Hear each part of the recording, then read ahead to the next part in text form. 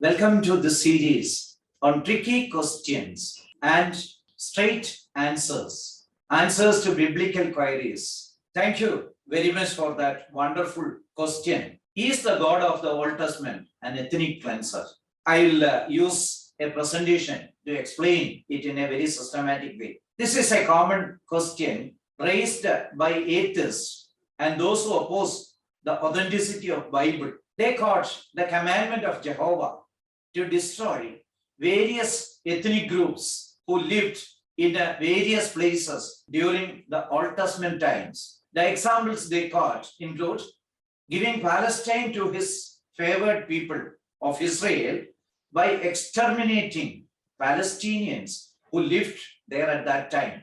Apparently, one may feel that Jehovah was cruel and ordered the ethnic cleansing of the people who inhabited Palestine legally. So their land was taken over and given to Israel. So one may feel that there is a sort of injustice committed by God. This question is usually asked to create disgust against Jehovah in the hearts of the present day generation who value human rights as the utmost thing. As you all know, this is the era of human rights. People believe that man is the measure of all things. Any violation to his rights is a violation, sacrosanct thing. Nobody can violate the human rights because he is the highest creation. He is the measure of all. His happiness is of the most importance. This generation consider human rights as a very important thing. Therefore, these people are trying to raise some sentiments in the hearts of the people. The Bible clearly says that Jehovah ordered the removal of Palestinians not to give their land to his favorite people Israel, but because of other reasons. Though it is made out that as if Jehovah wanted to snatch the land from the Palestinians to give it to Israelites because he liked the race of Israel. It is not true. Deuteronomy 9:4 says that the Palestinians were removed from the land not because of the merits of Israelites, not because he liked them. In the next verse, it is said that the Israelites were a stubborn people. Therefore, it was not doing a favor to Israel. But the verse clearly says that because of the abominable wickedness of the Palestinians, Jehovah found them to be committing abominable things. This is repeated again in Deuteronomy 9:5 and 18:12 also. What does it mean? In three places, it is said that the Palestinians were removed from their land not because his plan to give their land to Israel, but because of the abominable practices of the Palestinians. Leviticus 18:24 and 25 say that the land of Palestine was vomiting the inhabitants because of their iniquity. You know how one vomits. It is an internal urge. It is an automatic thing. And no external pressure is there to vomit. Vomiting comes from within, and the person is vomiting out just like that. The land was vomiting out the Palestinians. It was a natural response to the heinous practices, the abominable practices, the forbidden practices being observed by the Palestinians. Or in other terms, it was not God who was pushing them out or pulling them out or removing them out, but it was an automatic thing by which they were vomited by the land because of their wicked practices. What is meant by ethnic cleansing? Genesis 15. Was it an ethnic cleansing? Genesis 15 says that God is telling Abraham that the people of Palestine are doing wickedness and God will remove them when they exceed the limit. It is true that there was a promise to Abraham. But what was the promise? The promise was that the Palestinians are committing a lot of wickedness, and one day the limit will reach and they would have to move out. They will be vomited. It is true that God decided to give the land of Palestinians to forefathers of Israelites, but it was based on his foreknowledge that these Palestinians would complete their account of heinous crimes, abominable practices, and therefore, based on the foreknowledge of God only, he promised the children of Abraham that the land of Palestine will be given to them. When it is vacated by somebody, yes, I will give to you. But the primary reason for removing them from the land was their wickedness. It is a consistent teaching of the Bible. Therefore, the action of God was a part of his justice. these people were doing something very heinous, very grave, quite abominable, quite bad for the posterity, very bad for humanity. Yes, they were doing certain things and God wanted to remove them as a part of their justice. Deuteronomy 12:31 says that what their abominations were. The Palestinians were practicing the sacrifice of their children to please their deity.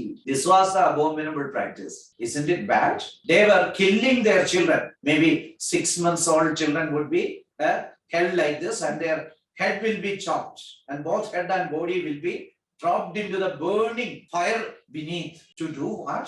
To please their deities. These deities were not real God or anything like that. They were created God, created by them for their own sake. So this is a fireplace. How many thousands of children would have been burned in this? Is it not heinous? Is it not a right cause for which a tribe can be removed from habitation? Deuteronomy 18 also repeats the same, that they were doing such heinous things. They were also practicing other abominations like temple prostitution, wanton adultery, etc. In the present generation, if I say that adultery is bad, they may not agree. In many countries, it is a permissible thing. But it is one thing which is very bad for humanity, and it is the reason for many breakdown of family. It is a reason for many broken families. This is the reason why many of the children are not lucky enough to stay with their parents and grow in their formative stage. Yes, this is a very bad thing. It is bad for humanity. It is abominable. So, on the first place, they were sacrificing their children to their deity. Then they were doing a lot of other abominable practices. So the patience of God was gone and he decided to exterminate them or to allow the land to omit them. God forewarned the people about such practices all through history. We should remember this also to know or decide whether God's action was justifiable or not. Yes, God forewarned against shedding blood.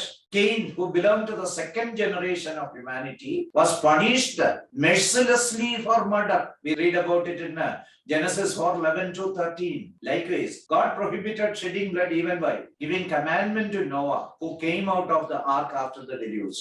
There was a universal deluge. All the people at that time were killed because of their sins. When the only family escaped from the flood came out of the ark in which they were saved, God asked them not to shed blood. See, at very critical junctures in the history of man, God repeatedly told them not to shed blood, but the people continued their abominable wickedness. If God had not exterminated the wicked people, millions of children would have been sacrificed by now. If God allowed them to stay like that, extending his mercy and grace without doing his justice, yes, millions of people would have died. The number of Palestinians killed at that time in war with Israel would be much lesser than the likely number of children who would have been sacrificed thus far. God avoided the killing of millions and millions and millions of infants in the land of Palestine by exterminating the community which was inhabiting that place at that time. The action of Jehovah is not cruelty at all. It is not ethnic cleansing. But there is another aspect to this. Till the coronation of King Saul, Jehovah was their king as well. He was ruling them as their king. Therefore, commandment of God included spiritual, ceremonial, criminal, and civil matters as well. God was their king. The commandment of God to wage war against Palestinians was in the role as a king as well. He was not God alone at that time for his lives. He was their king also.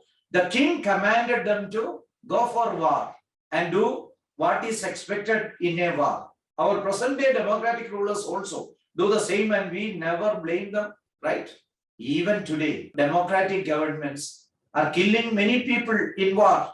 For example, Indian soldiers would have killed thousands of soldiers of Pakistan in various wars, thousands and thousands. Because it's a war, such things happen. Our judges order execution of thousands of criminals every year, judicial act of justice. Then even putting thousands of criminals in jails by the judiciary. If human right is the most important thing, yes, depriving people of their rights by putting them in jail is also equally a heinous thing. But we never hear any voice against killing people in wars or executing people as a sequel to judicial orders or putting people in jail. These are all required. If such things are not done, it will be not livable for us. The thieves will continue to do their work. The murderers will continue to murder. The burglars will do their job. They will continue with a lot of passion. Yes, the world will not be livable. Yes, as the administration, as our democratic government has to do all this, it is for our welfare. It is for the existence of humanity. Yes, God also ordered various things as a king to get into war and such other things. But we should remember one thing. These people all cite from the Old Testament only. As I told you, Old Testament, God commanded many things as a king also, and also as a judge to punish the people who are involving in heinous crimes for centuries together. But these critics never see the New Testament. The real nature of God is in display on cross. The humanity was progressing in knowledge and understanding always. The earlier generations were just savages. They were not able to identify what is good and what is bad. So they were progressing in knowledge and understanding day by day. This is progressive improvement. So God also revealed truths along with their progress in their understanding, knowledge, and wisdom. Full revelation about God was available only 2000 years back. That is, by the dawn of the New Testament era, yes, the people of the world were ready to receive the clear-cut revelation about God, and God gave his final revelation, fuller revelation in the New Testament. We see Jesus, who is God incarnated, hanging on the cross, bearing the punishment of the enemies instead of them in their place. Even he prayed for those who crucified him, hanging on the cross. Yes, the real God, the real revelation, the fuller revelation of God on the cross, the real God of the Bible, we see on the cross. Yes, Old Testament, you may find certain places where God commanded them to do battle and all. This was as a king and a judge. But you see him as God in the New Testament, where he incarnated as a man and died to take away your sin and my sin when we were not able to save ourselves. He took all the punishment on himself. See the Christ on cross in the picture. His body is totally bruised. It is almost like a field plowed for cultivation. Blood is oozing out from every point. And he died a helpless death on the cross of Calvary. The pain he suffered is explained as excruciating pain. The word excruciating itself is derived from crucifixion. Yes, he suffered on your behalf on the cross of Calvary. Why did he have to do that? He had to do that because we were not able to help ourselves. We disobeyed the Almighty God, and we were entitled to get permanent, eternal punishment. Therefore, we were not able to help ourselves. Others also were not able to help us because they themselves were punished for the same punishment. They are not able to help themselves. How can they help us? For example, if I owe $1 million to somebody, a person who is having excess can pray for me and save me. But here it is not possible. Nobody can save themselves or somebody else. It was the condition. Then God found out a way. That way was God would incarnate as a man and suffer the punishment for human beings in its entirety, full punishment. That could have been done only by God, and die and suffer on behalf of man. One moment of suffering of Jesus Christ had eternal dimension because he's an eternal God, he's an all-knowing God. So one moment on the cross was infinite time greater than all the suffering of all the humanity they would have undergone in hell forever and ever. Jesus could suffer it because he was God and man at the same time. He bore our punishment. This was the remedy of God for paying my debt of sin on the cross of Calvary. He died for me. God of the Bible is neither cruel nor an ethnic cleanser, but is a redeemer of his enemy. Let us bow down before this good God and avail his redemption. May God enable us to believe in the crucifixion of Jesus as a substitutionary sacrifice in our place. He died instead of us to take away our punishment. Let us believe that and let us accept him as our Lord. Let us decide that we will follow him. If we do that, if we admit that we are sinners, if we believe that his death was in our place, he died for us, and accept him as our master or Lord, or to follow his instructions in every ways of our life, yes, our sin problem will be solved and we will be healed of sin. We will be saved from the eternal punishment of sin